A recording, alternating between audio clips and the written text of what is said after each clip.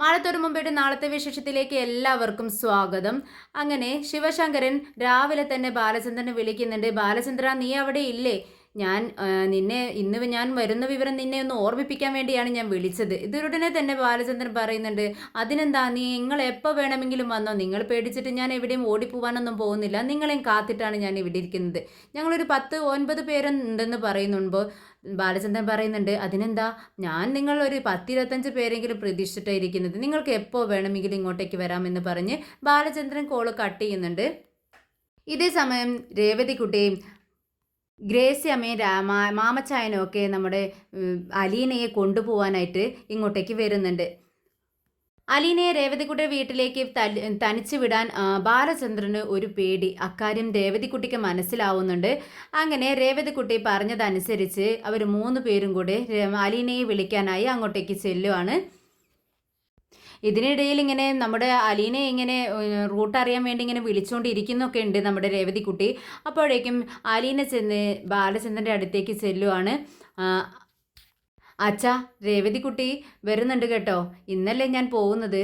ഉടനെ തന്നെ ബാലചന്ദ്രൻ ചോദിക്കുന്നുണ്ട്, ആണോ? ആ, ആയിക്കോട്ടെ, നീ എന്നോട് പറഞ്ഞിരുന്നല്ലോ. ആ, എന്നിങ്ങനെ എന്തോ ചിന്തിച്ചുകൊണ്ടാണ് ബാലചന്ദ്രൻ പറയുന്നത്. ബാലചന്ദ്രൻ്റെ മുഖമൊക്കെ വല്ലാണ്ടിരിക്കുന്നുണ്ട്. അല്ല അച്ഛാ, രേവതിക്കുട്ടി തനിച്ചല്ല, രേവതിക്കുട്ടിയുടെ കൂടെ മാമച്ചാനും ഗ്രേസി ആൻറ്റിയും ഉണ്ട്. അന്ന് അച്ഛൻ പറഞ്ഞിട്ടുണ്ടായിരുന്നില്ലേ, ഞാൻ തനിയെ പോകുമ്പോൾ ഒരു പേടിയുണ്ട്, എന്നെ ആരെങ്കിലും പിറകെ വന്ന് ഉപദ്രവിച്ചാലോ എന്നൊക്കെ പറഞ്ഞിട്ടുണ്ടായിരുന്നല്ലോ. അതുകൊണ്ട് രേവതിക്കുട്ടി അവരെയും കൂട്ടിക്കൊണ്ടാണ് എന്നെ വിളിക്കാനായിട്ട് വരുന്നത്. ശരി, നിന്റെ ഇഷ്ടം പോലെ ആവട്ടെ എന്നിങ്ങനെ ബാലചന്ദ്രൻ പറയുവാണ്. പിന്നീട് കൃഷ്ണമോൾ ഇങ്ങനെ ഡ്രസ്സൊക്കെ മാറ്റി സ്കൂളിലേക്ക് പോകാനായിട്ട് റെഡി ആയിട്ട് വരുവാണ്. ബബിതയും രോഹിത്തും ഓൾറെഡി സ്കൂളിൽ പോകുന്നില്ലെന്ന് പറഞ്ഞിട്ടുണ്ട്. അലീനയെ ഇവിടെ നിന്നും എല്ലാവരും കൂടെ വലിച്ചഴിച്ച് പുറത്താക്കുന്നതും കാത്തിരിക്കുകയാണ് 2 പേരും. അങ്ങനെ ഡ്രസ്സൊക്കെ മാറ്റി കൃഷ്ണമോള് പോകുമ്പോൾ അവരിങ്ങനെ പോകാൻ നിൽക്കുന്ന സമയത്ത് ബബിത പറയുന്നുണ്ട്, ഓ, നീ ഇന്ന് സ്കൂളിലേക്ക് പോകുന്നുണ്ടോ? ആ, ഞാൻ പോകുന്നുണ്ട്. എന്തായാലും നിങ്ങൾ പോകുന്നില്ലല്ലോ. എന്തായാലും എന്തെങ്കിലുമൊക്കെ സംഭവിക്കുമ്പോൾ നിങ്ങൾ അത് ഫോണിൽ ഷൂട്ട് ചെയ്തിട്ട് എന്നെ കാണിച്ചാൽ മതി. ഞാൻ വരുമ്പോൾ ഞാൻ കണ്ടോളാം എന്നിങ്ങനെ കളിയാക്കുന്ന തരത്തിൽ പറയുകയാണ് കൃഷ്ണമോള്. കൃഷ്ണമോൾക്ക് ഒരു ടെൻഷനും ഇല്ല. കൃഷ്ണമോൾക്ക് അറിയാം അലീനയെ സംരക്ഷിക്കാൻ ബാലചന്ദ്രനുണ്ട്, തൻ്റെ അച്ഛനുണ്ടെന്നറിയാം. അതുകൊണ്ട് അലീനയ്ക്കൊന്നും സംഭവിക്കില്ലെന്ന് അവൾക്ക് നന്നായിട്ട് അറിയാം. പിന്നെ അലീന ഇവിടെ നിന്നും പോകുന്ന കാര്യം അവൾക്ക് മാത്രമല്ലേ അറിയൂ, മറ്റുള്ളവർക്കൊന്നും അറിയത്തില്ലല്ലോ. നീ അച്ഛൻ്റെ മോള് തന്നെയാടി, അച്ഛൻ്റെ അതേ സ്വഭാവം നീ കാണിക്കുന്നുണ്ടെന്ന് നമ്മുടെ വൈജയന്തി ഇങ്ങനെ ഇവളോട് ദേഷ്യത്തിൽ കൃഷ്ണമോളോട് പറയുക. അത് കേട്ടിട്ട്, ആ, ഞാൻ അച്ഛൻ്റെ മോളാണെങ്കിൽ അമ്മയുടെ മോൾ ഇവിടെ നിൽപ്പുണ്ട് എന്നിങ്ങനെ അലീനെ നോക്കിക്കൊണ്ട് പറയുന്നുണ്ട്. അത് കേൾക്കൊണ്ടിട്ട് വൈജയന്തിക്ക് പ്രത്യേകിച്ചൊന്നും തോന്നുന്നില്ല. പക്ഷേ നമ്മുടെ അലീന വൈജയന്തിയുടെ മോളാണ് എന്നുള്ള അർത്ഥത്തിലാണ് കൃഷ്ണമോൾ സംസാരിക്കുന്നത്. ചേച്ചി പേടിക്കൊന്നും വേണ്ട, ചേച്ചി ധൈര്യമായിട്ടിരിക്കേ, ഞാൻ പോട്ടെ എന്ന് പറഞ്ഞ് കൃഷ്ണ അലീനയോട് യാത്ര പറഞ്ഞ് സ്കൂളിലേക്ക് പോവുകയാണ്. ഉടനെ വൈജയന്തി അലീനയോട് പറയുന്നുണ്ട്, ആ, നിൻ്റെ കെട്ടും പ്രമാണമൊക്കെ റെഡിയാക്കി വെച്ചോ, ഇവിടുന്ന് ഇറങ്ങാനുള്ള സമയം ഇന്നായിരിക്കണം നിൻ്റെ. ഇന്ന് എന്തായാലും നിന്നെ ഇവിടുന്ന് പുറത്താക്കും. നിൻ്റെ ഒരു സാധനം പോലും ഈ വീട്ടിലുണ്ടാവാൻ പാടില്ല, എല്ലാം എടുത്തോണം. പിന്നീട് നിന്നെ ഈ വഴിക്ക് കണ്ടുപോകരുത് എന്നും പറഞ്ഞുകൊണ്ട് ഒരു താക്കീതും കൊടുത്തുകൊണ്ട് വൈജയന്തി അകത്തേക്ക് പോകുന്നുണ്ട്. അങ്ങനെ രേവതിക്കുട്ടിയും അലീനയുടെ വീട്ടിലേക്ക് എത്തുകയാണ്. ഗ്രേസിയമ്മയും മാമച്ചായനുണ്ട്. അലീന ഡോറ് തുറന്നതും രേവതിക്കുട്ടിയാണ് കാണുന്നത്. രേവതിക്കുട്ടിയെ കണ്ടതും മോളെ എന്ന് പറഞ്ഞുകൊണ്ട് അവളെ കെട്ടിപ്പിടിക്കുകയാണ്. അങ്ങനെ അലീന ഗ്രേസിയാൻ്റെയും മാമച്ചായനെയും എല്ലാവരെയും അകത്തേക്ക് ക്ഷണിക്കുന്നുണ്ട്. അങ്ങനെ എല്ലാവരും നല്ല സന്തോഷത്തിന് നിൽക്കുകയാണ്. അങ്ങനെ നിൽക്കുന്ന സമയത്താണ് അങ്ങോട്ടേക്ക് നമ്മുടെ വൈജയന്തി കയറി വരുന്നത്. ഇതൊക്കെ ആരാ, ഇന്നേ വരെ കാണാത്തവർ, ഇവളെയും പേടിച്ചുകൊണ്ട് ഇത്രയും സന്തോഷത്തിൽ സംസാരിക്കുന്നുണ്ടല്ലോ എന്നൊക്കെ മനസ്സിൽ ചിന്തിച്ചുകൊണ്ടിരിക്കുകയാണ്. അപ്പോഴാണ് അലീന അവരെ പരിചയപ്പെടുത്തുന്നത്. മാഡം, ഇത് രേവതിക്കുട്ടി, ഞാൻ പറയാറില്ലേ എൻ്റെ അനിയത്തി, അതാണിത്. പിന്നെ ഇത് മാമച്ചായനും ഇത് ഗ്രേസി ആൻറ്റിയും. ഇവളുടെ വീട്ടിലാണ് ഇവൾ നിൽക്കുന്നത്. സ്വന്തം മോളെ പോലെയാണ് നോക്കുന്നതെന്ന് പറയുകയാണ്. അങ്ങനെ ആ, അവരിങ്ങനെ സൂക്ഷിച്ച് നോക്കുകയാണ് വൈജയന്തി. വല്ലാതെ പിടിച്ചിട്ടൊന്നുമില്ല വൈജയന്തിക്ക്. ആ, എന്താ വിശേഷിച്ചെന്ന് ചോദിക്കുകയാണ്. ഉടനെ തന്നെ നമ്മുടെ ഗ്രേസ്യ പറയുന്നുണ്ട്, അല്ല ഞങ്ങൾ അലീനയെ കാണാൻ വേണ്ടി വന്നതാണ്, കാണാൻ മാത്രമല്ല അവളെ കൊണ്ടുപോകാൻ വേണ്ടിയും കൂടി വന്നതാണ്. ഉടനെ തന്നെ വൈജയന്തി പറയുന്നുണ്ട്, ഓ അങ്ങനെയാണോ, ആ അതെന്തായാലും നന്നായി. എന്തായാലും എൻ്റെ വീട്ടിൽ നിന്നും ഇന്ന് എല്ലാവരും വരുന്നുണ്ട് ഇവളെ ഇവിടുന്ന് ആട്ടി ഇറക്കാൻ വേണ്ടി. ഇവളെ എന്താ പുള്ളി, ഇവളുടെ സ്വഭാവം എന്താണെന്ന് നിങ്ങൾക്ക് അറിയില്ല. ഇവൾ അത്ര നല്ല ആളൊന്നും അല്ല. ഇവളെ ഇവിടെ നിന്നും ഒരു വട്ടം ആട്ടി ഇറക്കിയതാ, എന്നിട്ട് വീണ്ടും കയറി വന്നു. ഇനി എന്തായാലും ഇത്തവണ അവസാനത്തെ ഇറക്കമായിരിക്കും. ഇത്തവണ അവൾക്ക് കയറി വരാൻ പറ്റത്തില്ല. എനിക്ക് ആരും ഇല്ലെന്നാ ഇവളുടെ വിചാരം. എനിക്ക് ചോദിക്കാനും പറയാനും ഒക്കെ ആളുണ്ട്. എന്തായാലും ഇവളെ കൊണ്ടുപോയാൽ അധിക ദിവസമൊന്നും നിങ്ങൾക്ക് അവിടെ നിർത്താൻ പറ്റത്തില്ല. നിങ്ങൾ തന്നെ അവളെ ആട്ടിവിടും. അമ്മാതിരി സ്വഭാവം ഇവളുടെ സ്വഭാവം എന്ന് പറയുകയാണ്. ഇതൊക്കെ കേട്ടിട്ട് നമ്മുടെ രേവതിക്കുട്ടിക്ക് സഹിക്കുന്നുമില്ല. പക്ഷേ അവളെങ്ങനെ വൈജയന്തിയുടെ സൗണ്ട് കേട്ടിട്ട് ഇങ്ങനെ അന്തം വിട്ട് നിൽക്കുവാണ്. രേവതിക്കുട്ടിക്ക് അങ്ങനെ ഒരു സ്വഭാവമാണല്ലോ. അങ്ങനെ രേവതിക്കുട്ടി ചോദിക്കുന്നുണ്ട്, അന്തം വിട്ട് ചോദിക്കുന്നുണ്ട്, അല്ല ചേച്ചിയുടെ അതേ സൗണ്ട്, അതേ സംസാര രീതി, അതേ നോട്ടം, ഇത് എന്തൊരു അത്ഭുതമായെന്ന് ചോദിക്കുകയാണ്. ഇത് കേട്ടതും അലീന ആകെ പേടിയാവുന്നുണ്ട്. അയ്യോ, ഇവളിനി എന്തെല്ലാം തുറന്നു പറയും, ഞാൻ പറഞ്ഞ സത്യങ്ങളൊക്കെ ഇവളിനിങ്ങനെ മാഡത്തിനോട് തുറന്നു പറയുമോ എന്നുള്ള പേടിയിൽ അലീന രേവതിക്കുട്ടിയുടെ കൈ ഇങ്ങനെ പിറകിലേക്ക് വലിക്കുന്നുണ്ട്. വാ ഇങ്ങോട്ടേക്ക് വാ, നീ എന്താ ഈ പറയുന്നതെന്ന് ചോദിക്കുകയാണ്. എന്താണ് നീ പറഞ്ഞതെന്ന് ചോദിക്കുന്നുണ്ട് വൈജയന്തി. അല്ല ഞാനിങ്ങനെ പറയുമായിരുന്നു, അമ്മയ്ക്കും സൗന്ദര്യമാണല്ലോ പെങ്ങന്മാർക്കൊക്കെ കിട്ടാറുള്ളത്. അപ്പോൾ അലിനി ചേച്ചിയെ പോലെ തന്നെ ഇരിക്കുന്നു മാഡം എന്ന് പറയുമായിരുന്നു. അതിന് ഇവളെപ്പോലെ എൻ്റെ മക്കളല്ലേ എന്നെപ്പോലെ ഇരിക്കേണ്ടത്, ഇവളെന്തിനാ എന്നെപ്പോലെ ഇരിക്കുന്നത്, ഇവളെൻ്റെ ആരാ എന്ന് ചോദിക്കുകയാണ്. ഉടനെ തന്നെ രേവതിക്കുട്ടി പറയുന്നുണ്ട്, അല്ല ഇവിടുത്തെ അങ്കിള് അച്ഛൻ ആണ് എന്ന് പറഞ്ഞു, അലീന ചേച്ചിയുടെ അച്ഛനാണെന്ന് പറയുമ്പോൾ ഇവിടുത്തെ മാഡം അമ്മയാവില്ലേ എന്ന് ചോദിക്കുക.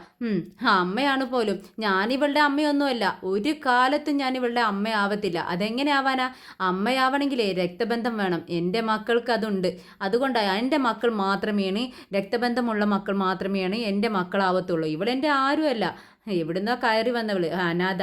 എന്നിട്ട് എൻ്റെ ബാലചന്ദ്രൻ്റെ സ്വത്ത് പിടിച്ചു പറ്റാൻ വേണ്ടി മാത്രമാണ് ഇവൾ മകളാണെന്നും പറഞ്ഞ് നിൽക്കുന്നത്. അതെല്ലാം ഇവളുടെ ഒരു അടവാണെന്ന് പറയുകയാണ് വൈജയന്തി. ഇതെല്ലാം കേട്ടിട്ട് ഗ്രേസിയക്ക് വിഷമാവുന്നുണ്ട്. ഗ്രേസിയക്ക് പറയാലോ അലീനയുടെ സ്വഭാവത്തെ കുറിച്ച്. അങ്ങനെ ഗ്രേസി ചോദിക്കുന്നുണ്ട്, എന്തിനാ നിങ്ങൾ ഇങ്ങനെയൊക്കെ പറയുന്നത്? ആ കുട്ടി എന്ത് തെറ്റ് ചെയ്തിട്ടാ? നിങ്ങളെ നല്ലതുപോലെ നോക്കുന്നില്ലേ, നിങ്ങൾക്ക് വെച്ചുണ്ടാക്കി തരുന്നില്ലേ, നിങ്ങളെ എല്ലാവരും സ്നേഹിക്കുന്നില്ലേ, എന്നിട്ടും എന്തിനാ അവളെ ഇങ്ങനെ കുറ്റപ്പെടുത്തുന്നതെന്ന് ചോദിക്കുകയാണ്. നിങ്ങൾക്ക് അറിയാഞ്ഞിട്ട് അവളുടെ സ്വഭാവം, എന്തായാലും നിങ്ങൾ കൊണ്ടുപോവുകയാണല്ലോ, അപ്പോഴറിയാം അവളുടെ സ്വഭാവത്തെക്കുറിച്ച്. എന്തായാലും അധിക ദിവസമൊന്നും നിങ്ങൾക്ക് നിങ്ങളുടെ വീട്ടിൽ അവളെ നിർത്തേണ്ടി വരില്ല, നിങ്ങൾക്ക് അവളെ ആട്ടി പുറത്താക്കേണ്ടി വരും, അപ്പോൾ അറിയാം എന്നും പറഞ്ഞുകൊണ്ട് വൈജയന്തി അവിടെ നിന്നും പോവുകയാണ്. നിങ്ങൾ വാ, എൻ്റെ അച്ഛനെ കാണണ്ടേ എന്ന് പറഞ്ഞ് ബാലചന്ദ്രൻ്റെ റൂമിലേക്ക് അലീന അവരെ എല്ലാവരും കൊണ്ടുപോവാണ്. എല്ലാവർക്കും പരിചയപ്പെടുത്തി കൊടുക്കുന്നുണ്ട്. അച്ഛാ, ഇതെൻ്റെ രേവതിക്കുട്ടി, എൻ്റെ അനിയത്തി, ഇത് മാമച്ചാനും ഗ്രേസി ആൻറ്റി എന്ന് പറഞ്ഞ് എല്ലാവരും പരിചയപ്പെടുത്തുകയാണ്. അവർക്ക് എല്ലാവർക്കും ഇഷ്ടമാവുന്നുണ്ട് ബാലചന്ദ്രനും. ബാലചന്ദ്രന് തിരിച്ച് അവരെ ഇഷ്ടമാവുകയാണ്. അവർക്ക് കുറച്ചു നേരം അങ്ങനെ സംസാരിച്ചിരിക്കുകയാണ്. ബാലചന്ദ്രൻ്റെ അസുഖത്തെക്കുറിച്ചും അലീനയെക്കുറിച്ചും ഒക്കെ ഇങ്ങനെ സംസാരിച്ചിരിക്കുകയാണ്. അങ്ങനെ അലീന അവരെ ചായ കുടിക്കാൻ വേണ്ടി താഴേക്ക് കൊണ്ടുപോകുന്നുണ്ട്. എല്ലാവർക്കും കാപ്പി ഇട്ട് കൊടുക്കുകയാണ്. അപ്പോഴേക്കും അലീന തൻ്റെ ബാഗൊക്കെ എടുത്തുകൊണ്ട് വരുന്നുണ്ട്. ഇത് കണ്ട് വൈജയന്തിക്ക് സന്തോഷമാവുന്നുണ്ട്. വൈജയന്തി പറയുന്നുണ്ട്, ഈ പോക്കങ്ങ് പോയിക്കൊള്ളണം, ഇനി ഒരിക്കലും തിരിച്ചു വരരുത്.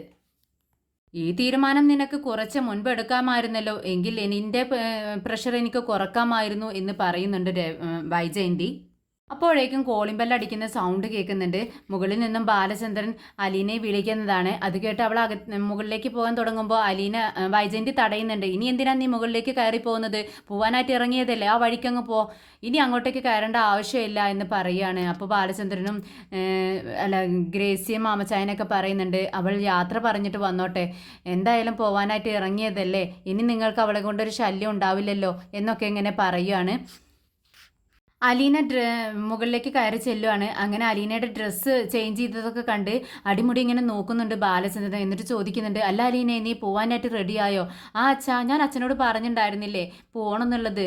അവരെല്ലാം വന്നതല്ലേ അച്ഛാ, ഞാൻ പോവാൻ റെഡിയായി, ബാഗെല്ലാം താഴേക്ക് കൊണ്ടുപോയി, താഴെ എടുത്തു വെച്ചു അച്ഛാ എന്ന് പറയുമ്പോൾ, വേണ്ട വേണ്ട മോളെ, നീ പോണ്ട എന്ന് പറയുകയാണ്. ആകെ പേടിച്ചൊരു ഭാവത്തിലാണ് ബാലചന്ദ്രൻ പറയുന്നത്. അതെന്താ അച്ഛാ, ഞാൻ മുൻകൂട്ടി പറഞ്ഞിട്ടുണ്ടായിരുന്നില്ല, അച്ഛൻ സമ്മതിച്ചതല്ലേ, അവർ വരികയും ചെയ്തു, പിന്നെന്താ ഈ നേരത്തെ ഇങ്ങനെ പറയുന്നത് എന്ന് ചോദിക്കുകയാണ്. അത് മോളെ, നീ പോയാൽ ശരിയാവത്തില്ല. അതെ, അവരെ നിങ്ങളുടെ പിറകെ വന്ന് ആ മാമച്ചായൻ്റെ വീടെങ്ങാനും കണ്ടുപിടിച്ച് നിന്നെ ഉപദ്രവിച്ചാലോ? എനിക്ക് ഒരു സമാധാനവും ഇല്ല മോളെ. നീ എൻ്റെ കൺമുന്നിൽ നിൽക്കുമ്പോഴാണ് എനിക്ക് മനസ്സമാധാനം ഉണ്ടാവത്തുള്ളൂ. അവിടേക്ക് വന്നിട്ട് എന്തെങ്കിലുമൊക്കെ ചെയ്താലേ ഞാൻ അറിയത്തില്ല. ഇവിടെ നിന്ന് എന്തെങ്കിലും നിന്നെ ചെയ്യാൻ വേണ്ടി നോക്കുമ്പോഴാണ് അത് തടയാനും നിന്നെ രക്ഷപ്പെടുത്താനും എനിക്ക് കഴിയുന്നത്. അതുകൊണ്ട് നീ എവിടെയും പോണ്ട എന്ന് പറയുകയാണ്. ബാലചന്ദ്രൻ്റെ ഈ പേടിയും വിഷമമൊക്കെ കണ്ടിട്ട് അലിനിക്ക് ഒരുപാട് വിഷമം തോന്നുന്നുണ്ട്. പിന്നീട് ബാലചന്ദ്രൻ അലീനയോട് പറയുന്നുണ്ട്, നീ അവരെ ഇങ്ങോട്ടേക്ക് വിളിക്ക്, ഞാൻ അവരോട് സംസാരിക്കാമെന്ന് പറയുകയാണ്. അങ്ങനെ ഗ്രേസിയും മാമച്ചായനും രേവതിക്കുട്ടിയൊക്കെ ബാലചന്ദ്രൻ്റെ അടുത്തേക്ക് വരുന്നുണ്ട്. ബാലചന്ദ്രൻ അവരോട് പറയുന്നുണ്ട്, ഞാൻ അലീനയെ നിങ്ങളോടൊപ്പം വിടുന്നില്ല, നിങ്ങൾക്ക് ബുദ്ധിമുട്ടായല്ലേ, നിങ്ങൾ അവളെ കൊണ്ടുപോകണമെന്ന് വിചാരിച്ചല്ലേ ഇത്രയും ദൂരം ഈ വയ്യാത്ത ആളായിട്ടും അവർ ഡ്രൈവ് ചെയ്ത് ഇവിടെ വന്നത്. പക്ഷേ എനിക്ക് നിങ്ങളോടൊപ്പം അവളെ പറഞ്ഞയക്കാൻ പറ്റത്തില്ല. എന്താന്ന് വെച്ചാൽ ഇവിടെ വരുന്നവരത്ര നല്ല ആൾക്കാരല്ല. അവർ നിങ്ങളെ പിന്തുടർന്ന് നിങ്ങളുടെ വീട്ടിൽ വന്ന് അവളെ ഉപദ്രവിച്ചാൽ എനിക്ക് അത് സഹിക്കാൻ കഴിയില്ല, എനിക്കത് തടയാനും കഴിയില്ല. അതുകൊണ്ട് ഞാൻ ഇവളെ നിങ്ങളോടൊപ്പം അയക്കുന്നില്ല. ഇത് കേട്ടതും രേവതിക്കുട്ടിക്ക് ഒരുപാട് വിഷമാവുന്നുണ്ട്. കുറച്ച് ദിവസമായി ചേച്ചി വരുന്നു എന്ന് പറഞ്ഞ് ഒരുപാട് സന്തോഷത്തിലാണ് രേവതിക്കുട്ടി. പെട്ടെന്ന് ബാലചന്ദ്രൻ ഈ പറയുന്നത് കേട്ടിട്ട് രേവതിക്കുട്ടിക്ക് സഹിക്കാൻ കഴിയുന്നില്ല. അങ്ങനെ ബാലചന്ദ്രൻ രേവതി മോളോട് പറയുന്നുണ്ട്, മോളെ നീ വിഷമിക്കണ്ട കേട്ടോ, ഒരു ദിവസം ഈ പ്രശ്നങ്ങളൊക്കെ ഒന്ന് ഒതുങ്ങട്ടെ, എന്നിട്ട് ഞാൻ അവളെ കുറച്ച് ദിവസം നിൻ്റെ വീട്ടിൽ ഞാൻ തന്നെ കൊണ്ടുവന്ന് വിടാം. എനിക്ക് പേടിയുണ്ട്, എൻ്റെ ചേച്ചി ഇവിടെ നിൽക്കുമ്പോൾ അവർ വന്നിട്ട് എൻ്റെ ചേച്ചി എന്തെങ്കിലുമൊക്കെ ചെയ്യുമെന്ന് എനിക്ക് പേടിയുണ്ട്. അതുകൊണ്ടാണ് ഞാൻ പെട്ടെന്ന് ചേച്ചിയെ ഞങ്ങളുടെ വീട്ടിലേക്ക് കൊണ്ടുപോകാമെന്ന് വിചാരിച്ച് വന്നത്. അങ്കിൾ എന്താ ഇങ്ങനെയൊക്കെ പറയുന്നതെന്ന് ചോദിക്കുകയാണ്. മോളെ, എനിക്ക് നിന്നെ സ്നേഹത്തെക്കുറിച്ച്, അവളോട് നിനക്കുള്ള സ്നേഹത്തെക്കുറിച്ച് എനിക്ക് നന്നായിട്ട് അറിയാവുന്നതാ. അലീന എന്നോട് പറഞ്ഞിട്ടുണ്ട്. പക്ഷേ എൻ്റെ കൺമുന്നിൽ എൻ്റെ അലീന മോള് നിൽക്കുന്ന സമയത്ത് ആരും ഒന്നും അവളെ ചെയ്യില്ല. അവളെ സംരക്ഷിക്കാൻ ഞാനുണ്ട്. നീ ധൈര്യമായിട്ട് പോയിക്കും മോളെ. ഒരു തരി മണ്ണ് പോലും അവളുടെ ദേഹത്ത് വീഴാൻ ഞാൻ സമ്മതിക്കത്തില്ല. മോള് ധൈര്യമായിട്ട് ഇരിക്കുകയെന്ന് പറയുകയാണ് ബാലചന്ദ്രൻ. അങ്ങനെ അവരവിടെ നിന്നും മടങ്ങാൻ വേണ്ടി നിൽക്കുവാണ്. അങ്ങനെ അലീന ഇല്ലാതെ അവർ ഇറങ്ങുന്നത് കാണുമ്പോൾ വൈജയന്തി ചോദിക്കുന്നുണ്ട്, അല്ല നിങ്ങൾ ഇവളെയും കൊണ്ടാണ് പോകുന്നതെന്ന് പറഞ്ഞിട്ട് നിങ്ങൾ തനിയെ പോകുന്നത് എന്താ, ഇവളെയും കൂടി കൊണ്ടുപോയെന്ന് പറയുകയാണ്. ഉടനെ തന്നെ ഗ്രേസിയമ്മ പറയുന്നുണ്ട്, ഇല്ല, അവളെ അങ്ങനെ കൊണ്ടുപോകാനുള്ള അവകാശം ഞങ്ങൾക്കില്ല. അവളുടെ അച്ഛൻ പറയുന്നത് അവളെ കൊണ്ടുപോകണ്ട എന്നാണ്. അതുകൊണ്ട് അവളുടെ അച്ഛൻ പറയുന്നതാണ് അനുസരിക്കുന്നത്. ഞങ്ങൾക്ക് അതിനെ മറികടന്ന് ഒന്നും തന്നെ ചെയ്യാൻ കഴിയില്ല. അവർ പറയുന്നത് പോലെ മാത്രമേ ഞങ്ങൾക്ക് കഴിയുള്ളൂ. അതുകൊണ്ട് അവളവിടെ നിൽക്കട്ടെ, ഞങ്ങൾ പിന്നീടൊരു ദിവസം വരാം എന്നും പറഞ്ഞുകൊണ്ട് അവിടെ നിന്നും ഇറങ്ങുന്നുണ്ട് അവർ. എന്നാൽ വൈജയന്തിക്ക് കൂടുതൽ ദേഷ്യം വരും കേട്ടോ. ആരുടെയും സഹായം ഇല്ലാതെ അവൾ അവിടെ നിന്നും ഇറങ്ങിപ്പോകുമെന്നാണ് വൈജയന്തി വിചാരിച്ചത്. പക്ഷേ പ്രതീക്ഷിച്ച പോലെ സംഭവിക്കാത്തത് കൊണ്ട് വൈജയന്തി അലീനെ ഇങ്ങനെ തുറിച്ചു നോക്കിക്കൊണ്ട് നിൽക്കുന്നുണ്ട്.